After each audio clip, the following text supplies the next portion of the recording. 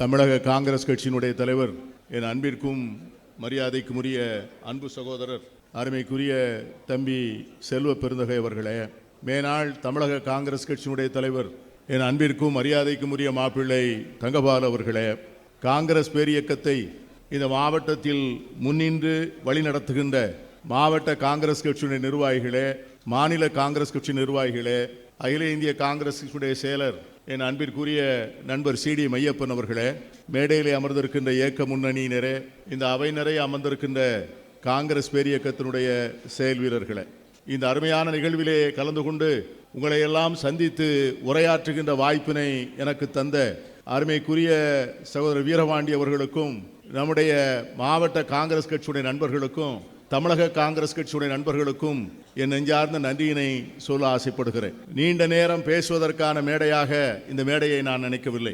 எங்களை போன்றவர்கள் ஆடி முடித்து களைத்து போனவர்கள். 1969 ஆண்டிலே காங்கிரஸ் கட்சியிலே மாணவர் இயக்கத்திலே சேர்ந்த நாங்கள் ஏறக்குறைய 55 ஆண்டுகளை கடந்து இன்று காங்கிரஸ் கட்சி தந்த பெருமையால், வரலாற்று சிறப்பால் பல்வேறு இடங்களிலே பொது இடங்களிலே அமரக்கூடிய வாய்ப்பினை பெற்று தமிழகம் அறிந்த ஒரு பொதுநல தொண்டர்களாக இருக்கக்கூடிய வாய்ப்பு எங்களுக்கு வழங்கப்பட்டிருக்கும் என்று சொன்னால் அது காங்கிரஸ் பேரியக்கம் செய்த ஒரு மாபெரும் எங்களுக்கு செய்த சலுகை என்றே நான் சொல்ல ஆசைப்படுவேன். இங்கே மாப்பிள்ளை தங்கபால் அவர்கள் இங்கே அமர்ந்திருக்கிறார்கள். அவர்கள் தமிழ்நாடு காங்கிரஸ் கட்சியினுடைய இளைஞர் தலைவராக இருக்கின்ற போது நான் மாவட்ட தலைவராக பணியாற்றக்கூடிய வாய்ப்பை நான் பெற்றேன்.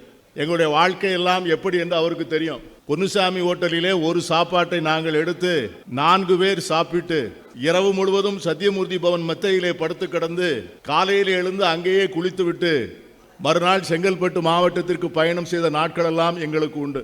அப்படியெல்லாம் ஒரு காலம் இருந்தது. காங்கிரஸ் பணி இருந்தது.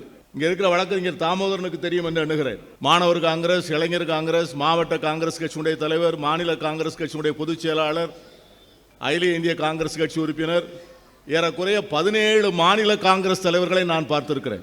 இன்று காங்கிரஸ் கட்சி ஒரு கொதி நிலைக்கு வந்திருக்கிறது. அகில இந்திய காங்கிரஸ் கட்சியில தலைவர் ராகுல் காந்தி அவர்கள் என்றைக்கு பாரத் ஜோடோ யாத்திரையை எடுத்து நடத்தினார்களோ அதற்கு பிறகு காங்கிரஸ் கட்சியுடைய சரித்திரத்தையே நான் 2ஆக பிரிக்க வேண்டும் என்று நான் எண்ணுகிறேன்.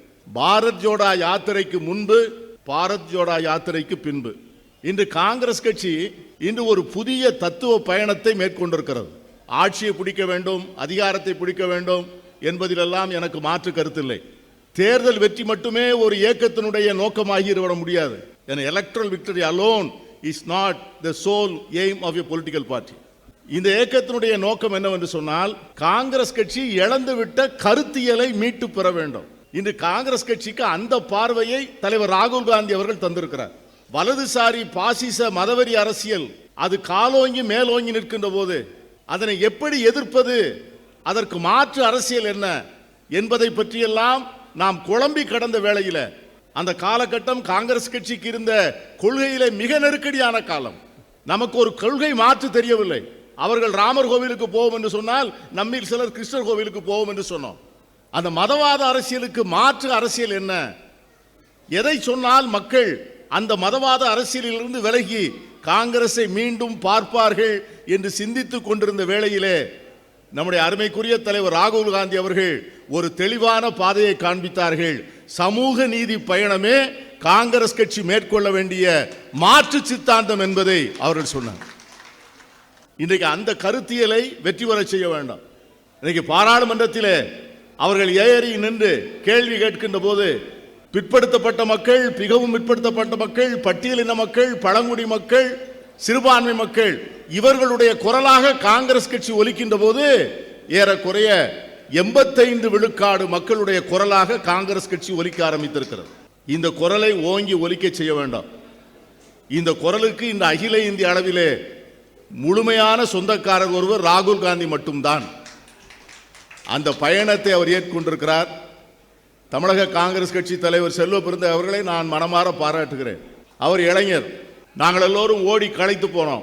அவர் ஓடுவதற்கான வேகத்துடனும் சக்தியுடனும் இருக்கிறார். தினசரி ஒரு ஊருக்கு போகிறார், ஆயிரக்கணக்கான தொண்டர்களை சந்திக்கிறார். ஆட்சி மாற்றம் மட்டுமே நம்முடைய நோக்கம் அல்ல, மக்களை நம்முடைய கருத்தியலுக்கு கொண்டு வருவது.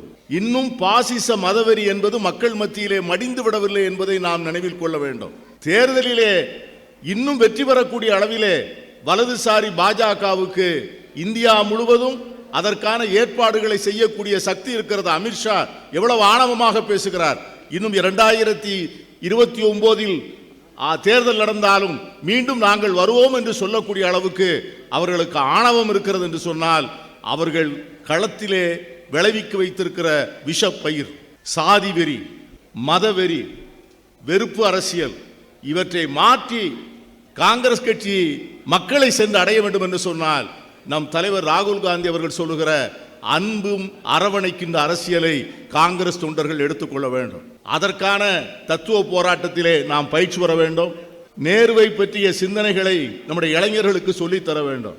நான் சொல்லுகிறேன், பெரியார் திடலிலே ஒவ்வொரு மாதமும் 8ஆம் தேதி நேரு உலகத் தலைவர் என்று சுபவீரபாண்டியன் உரையாற்றுகிறார். அந்த 1 மணி நேரம் உரையை கேட்டீர்கள் என்று சொன்னால் நேரு எவ்வளவு பெரிய மாபெரும் தலைவர் என்று தெரியும். ஆனால் இன்று நேருவை தேச விரோதியாக சித்தரிக்கின்ற அளவுக்கு வலதுசாரி மதவெறி அரசியல் இன்று அவரை அப்படி சித்தரித்து காண்பிக்கிறது. எனவேதான் இந்த நல்ல நேரம்.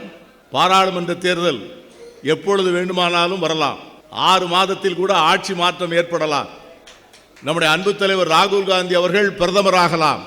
அப்படிப்பட்ட ஒரு சூழ்நிலை வருகின்ற வரை நாம் தத்துவ போராட்டத்தை மேற்கொள்வோம். இதை போன்ற தொண்டர்கள் சந்திப்பை உறுதிப்படுத்துவோம். இந்த நல்ல நேரத்திலே உங்களெல்லாம் சந்திப்பதற்கான வாய்ப்பினை உருவாக்கி கொடுத்த மாவட்ட காங்கிரஸ் கமிட்டிக்கு நன்றார்ந்த நன்றி. தொடர்ந்து இந்த பயணத்தை ஏற்றுக்கொண்டு நம்முடைய இளைஞர்களை லட்சிய பாதையிலே அவர்களை அணிதிரட்டி அவர்களை கொள்கை வெளிப்படுத்தியவர்களாக மாற்றி காங்கிரஸ் கட்சியை கொள்கை சார்ந்த அரசியல் இயக்கமாக அதை நிலைநிறுத்த செய்ய வேண்டும் என்கிற கோரிக்கையோடு இந்த முயற்சி மேலும் வெற்றி பெற வேண்டும். இந்த முயற்சிக்கு எங்களால் என்ற உதவிகளை, ஒத்துழைப்பை தர தயாராக இருக்கின்றோம். பயன்படுத்த வேண்டிய இடங்களிலே எங்களையும் பயன்படுத்திக் கொள்ளுங்கள் என்று சொல்லி இந்த வாய்ப்புக்கு நன்றி சொல்லி அமைகின்றேன். நன்றி, வணக்கம்.